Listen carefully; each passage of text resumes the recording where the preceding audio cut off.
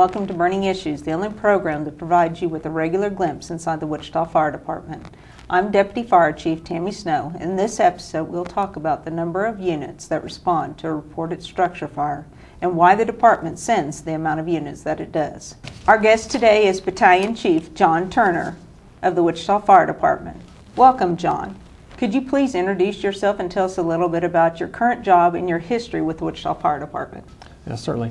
Currently a battalion chief at Station 22. It's at Hydraulic and Wassel, and been with the department for 25 years. John, I'm driving home, and when I turn the corner onto my block, I see my neighbor's house is on fire. Smoke is pouring out of all the windows, and flames are shooting out of the back of the house. I phone 911 and make this report.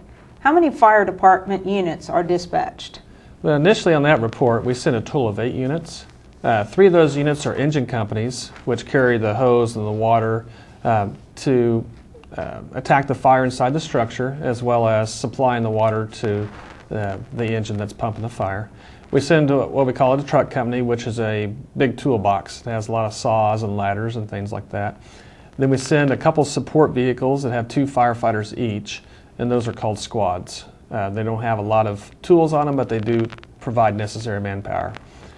In addition to that, we do send 2 battalion chiefs that have different roles and responsibilities as well. 8 units seems like a lot. Do most fire departments send this many units? Typically not. Departments are set up differently and just depending on the community and how they deploy. Wichita is set up where we have fewer people but on more machines, and so we have traditionally 3 or 2 people per unit, where some other departments may have 4, 5, or even 6, depending on how they choose to deploy. And so we make up for that by sending more units to get that necessary manpower at the scene. So it's not so much about the number of units, but the number of people that are needed to control the fire. How do you arrive at the number 16? The number 16, it's based on a few different things. One is national standards and a couple different professional organizations that have studied this in depth, the National Fire Protection Association, as well as NIFS, and also International Association of Fire Chiefs. We also conduct a task analysis as far as the jobs that have to be done on the fire ground, and it all has to be done very timely. Firefighting is a very unique occupation in that everything has to be done in a group. We work in a lot of challenging environments, not a lot of visibility, a lot of difficult tasks. And so with these groups, we have to form these groups together to get the task done in a timely manner. So let's take a look at those tasks for this scenario of a house fire that you gave. Could you kind of go through what the task assignments would be, and what their functions would be at a scene of a house fire? Yeah, certainly. Traditionally, when we get the report of a house fire, the first station has typically maybe an engine and a squad, which is 5 people. With those 5 people, we attempt to advance an attack line. One of the most difficult tasks on the fire ground, the hose line weighing approximately over 200 pounds by the time we get it all charged. To advance that, our recognized practice is to have 1 firefighter per every corner, and so you can see we can use a lot of firefighters up very quickly, positioning those. In addition to that, once the nozzle is on, it takes a couple of people just to hold that and get that in position. We also have another engine that lays a water supply from the hydrant. That has to be done very timely as well, because our initial engine only has about 3 minutes of water, then they're out. And so that second engine that comes is there for that purpose. The third engine can be used to search for trapped occupants, and our truck company that we send is used to support that engine company in opening up the structure and try to prevent things like flashover and backdraft, which are phenomenons in our business that have a lot, and the oxygen in the atmosphere has a lot of effect on that. And so when we open the front door with that first engine, we allow oxygen into the atmosphere, and so we need lots of groups of firefighters to help support that and control that environment. Otherwise it becomes very dangerous for the occupants and also the firefighters. So when you say open up a structure, what exactly does that mean? Open up the roof, maybe cutting a hole in the roof, or open up the back door or windows, just taking the glass out from the outside because of the pressurized smoke. That smoke, there's a lot of carbon content in that. And when that builds up, it can all of a sudden ignite and just take over a room. And so we try to release that smoke ahead of the attack crew with the hose line to prevent that from happening. So basically what you tell me is it creates a safer environment for the firefighters to operate in, and also if there would be occupants left on the interior of the house, it would also alleviate the hazards to them. Yeah, it helps out tremendously, especially once we open up one opening.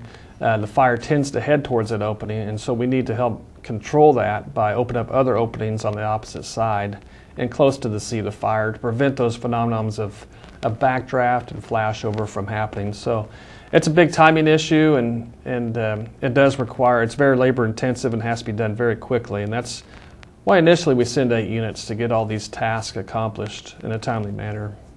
Well, it sounds like 16 people may not even be enough at a regular house fire. And sometimes it isn't. And based on the report that you gave, that your neighbor's house is possibly on fire, when we do get into a little bit more complex structures, such as commercial buildings and maybe 2-story structures even can be very difficult, we do require more units. On this scenario that you gave, where your neighbor's house might be a room and contents fire, might just be 1 bedroom, we'll still call for an additional units. And what those additional units do is they provide air to replenish the bottles that we use that are on our backs.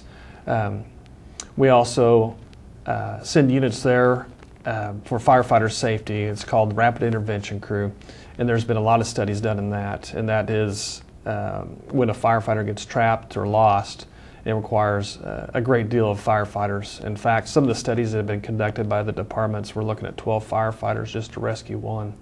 And so that's why we get those units rolling to at least initially get a start on that if something bad was to happen. Mm-hmm. In addition to that, we have fire investigators that come and determine cause and origin, and it's really helpful if they get there fairly early as well, and so they can kind of see how the fire did progress while we're actually there. So in a scenario like this, yes, you might start with 8 units, but we end up getting a lot more than that. And the scenario that you've been giving me has just been talking about like 1 hose line being deployed, and I know that some of the fires that I've seen on TV, I noticed several hose lines, so I'm assuming that would take additional personnel? Yes, once the scenario you gave just 1 hose line, and we always prefer to have a backup there as well in case something goes wrong with the primary hose line or the fire's too big for the primary hose line. We like to have that second one as quickly as possible, but you can see we're multitasking. Once we're done with one job, we usually assign them to other jobs as well. On a bigger structure that requires more hose lines, as typical in a 2-story home or maybe a well-advanced fire, we will have to call for additional companies because, like we mentioned before, those hose lines are very heavy. Our firefighters have to stay low and try to drag hundreds of pounds of hose. In addition to that, like I said, a lot of our task analysis and the standard procedures in our business, we try to position 1 firefighter per corner to advance that hose line as quickly as possible, because remember, we just allowed oxygen in this structure, so the quicker we can get the nozzle to the seat of the fire, the safer it's going to be for our occupants and our firefighters. And it sounds like probably, from what I'm understanding you say, though, it also depends on what kind of construction you're dealing with, too, because homes are made differently, or depending on the era in which they were built, would depend on what you're up against. Like I've heard the term balloon frame be utilized before, and lightweight construction. So could you elaborate a little bit more on those? Yeah, our firefighters spend a great deal of time studying construction, and it does have a great impact on our tactics. How buildings are built will either facilitate fire spread or maybe give us an advantage and help slow fire spread. But knowing our districts and knowing those buildings kind of gives us an idea that, yeah, maybe we need to ask for more units than even the 8 we started with very early, because we have a structure that's a little bit different than what we typically go to. And we know that from history, it's going to require more hose lines and more people. Can you explain a little bit difference between what a balloon frame house would look like versus a what we call a modern or lightweight construction type of house? Yeah, our modern construction we usually consider from the 1970s on up to today. Balloon frame is an era of construction that was built, it stopped being built in the mid-40s. There's a constant void from top to bottom. Those are very challenging fires. So a two-story home earlier than 1940, generally when we pull up on the scene, we're going to ask for more units immediately because we know if it gets into the walls, it's going to get into the attic and it's going to be very quick. And it's not unusual to place 3, 4, or maybe even 5 hose lines. And so you can see it takes a tremendous amount of firefighters to get those hose lines in place quickly. A very challenging fire, but it's a fire that's also very typical in our community, though. So what you're saying then is it usually takes about 16 members to effectively extinguish what you're considering a modern house fire.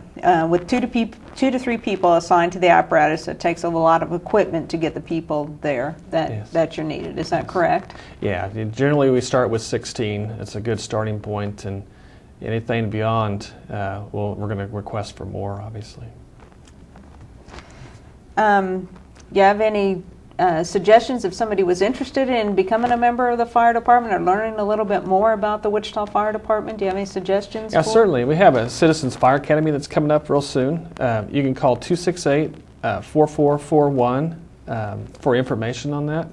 And that'll kind of give you an idea of the tactics that we use, and we talk a little bit about building construction, how that affects firefighting, and also gives you an idea of the weight of the equipment we wear and maybe appreciation for that. 50 pounds of equipment in the hot, especially in the hot summertime, that also plays into our deployments also, because obviously we're not gonna last very long if we don't get some help there. So in the summer times you will even ask for more units just based on the heat conditions. But in the Citizens Fire Academy, you'll get introduced to all that, and it's a great way to kind of familiarize yourself with the fire service. Well, I'm extremely thankful for the job that you do out there every day and for keeping us safe and for all your hard work. That concludes this episode of Burning Issues. Remember, Wichita firefighters are highly trained professionals who are your friends and neighbors. We are Wichita's bravest, and we serve you 24 hours a day, every day.